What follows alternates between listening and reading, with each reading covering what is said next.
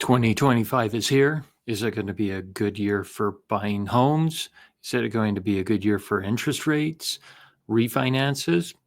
I will give you our best guesses today and what key pieces of information we are watching to help give us an indication of where rates are going to go in 2025.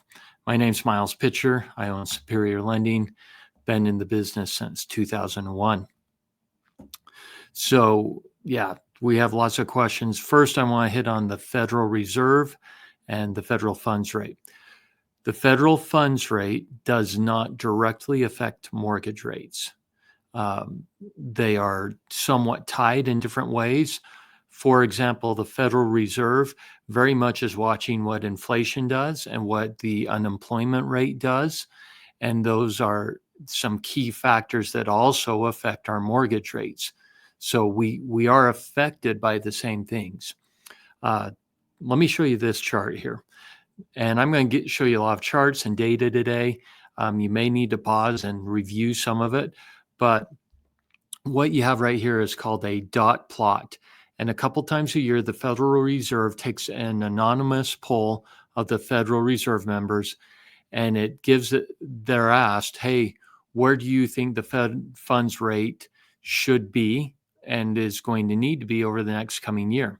So every single blue dot here represents a member of the Federal Reserve. Currently, we're at 4.375. You can see that 10 of the 19 members believe that in 2025, we should be dropping down to 3.875. And that's based on current information, current conditions. And so, yeah, we're comfortable in saying, yeah, we agree that rates on the Federal Reserve should come down. That provides some relief in banking, in commercial loans, construction loans, things like that. So one of our key pieces we're watching is the Federal Reserve. And again, they are very much going to be basing how much they cut, but it will be based on what the labor market or unemployment does and also what inflation does. So let's look at the inflation. Let me make this chart bigger.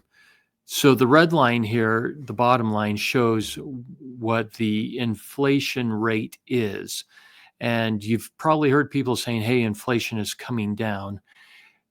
What that means is the rate of inflation or inflation growth has slowed down.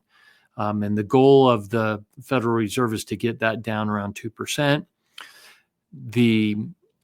Yes, it slowed down. It has not turned negative. So the blue line represents the cumulative effect of this inflation. That's why things are still expensive and still going up. Home prices, insurance are all key pieces of these that have helped make that cumulative inflation expensive. So to the Federal Reserve, inflation is coming down. We expect it to come down even more around the end of the first quarter, second quarter of this year. That could potentially help our interest rates. Labor market or unemployment. You can see that the unemployment rate is continuing to rise up. And what's happening a ton is we will get the reports coming out, and there's a couple of them that come out, and we'll see that unemployment or job openings looks really great. But then the next month or following month, they do some reposting and totally change those numbers. So the unemployment number is moving up. If this continues to move up, that's a recessionary sign, and it will help encourage the Federal Reserve to lower their Fed funds rates, and it will affect our mortgage rates and lower those down. So keep an eye on what unemployment does. Our real estate. So I know this is small, but 23 and 24 gave us home appreciation of 4.3% and 4.7% respectively. So that's pretty good. Let's look at what we think 25 will do. But first, I guess, let me show you this, because this is important, is that, and there's a lot of info here, but there are 91 million homes owned, 45 million renters. Of the 91 million homes, the average equity per home is $407,000. So there are 35 million people who own their home free and clear. 56 million have mortgages, and that 56 million people have a tremendous amount of equity, 311,000. That's awesome. It also helps tell us that people are in a good spot as far as stability in their homes. They have a lot of equity. There's a lot of info on this sheet. I'm just going to summarize it. You can read it over by saying, in the next 10 years, the age bracket or generation of the millennials and Gen Zs will be bringing home buyers to the market of somewhere around 25.5 million people. Millennials, we believe there'll be 8.5 million more home buyers coming. And then the Gen Z, there'll be 17 million coming. Huge demand coming in as home buyers. Okay. This is a fascinating chart in comparison to me. The top chart shows what our demand is. Basically, we're on average forming 1.9 million households per year. Okay. Housing starts or new homes coming to market to be available sits around 1.3 million. There's a deficit there. There's a gap there. There's a shortage. This is the reason why home prices continue to rise and remain stable even when our interest rates are higher. And you may say, well, Miles, hey, what about people who pass away or die? Well, that's a very small part. Our numbers incorporate immigration and births, deaths. Typically, a seller, it's like 97%, I can't remember exactly, 97% of the time, a seller turns into a buyer. So all those who are selling really become buyers again. So we have all these people coming to market in demand, and our shortage is there. We are way behind in our new construction. So here's some home price forecasts from different groups. You can look and see who they all are on there. According to this chart, the average is 2.9. We think that's a little low. Here's appreciation estimated over the next 5 years. And then this chart I like. This shows Fannie Mae took some polls on where people think rates are.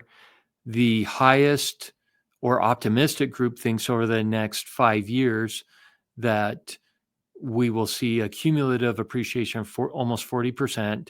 The middle ground is 27.2. The pessimistic quartile group is at 14.1. So we'll see where we land in there, but still that bodes well for some really good home appreciation continuing to happen for homeowners, and also a good reason why to buy a home. Okay, let's talk about mortgage rate forecasts. So here's a chart showing 2025, or I'm sorry, almost all of 2024. The blue or top line's the 30-year mortgage. The bottom line's the 15-year mortgage. And 6.875 national average. As a broker, our rates are slightly better than that. Okay. Things we're watching that could very much affect interest rates. We've talked about unemployment and inflation, that those are two big movers. We're watching those. Higher unemployment, lower inflation would be good for interest rates. New president coming in, tariffs, if they actually get implemented, would be inflationary and could hurt interest rates. The international trade policy will also affect interest rates. Quantitative tightening.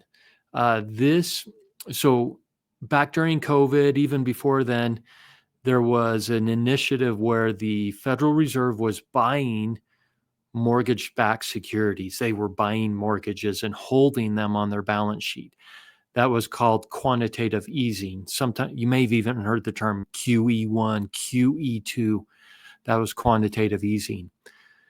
Now they've reached a point where they have to sell those off and get them off their books. That hurts interest rates, and that's called quantitative tightening. That is still going on. That is still affecting our rates.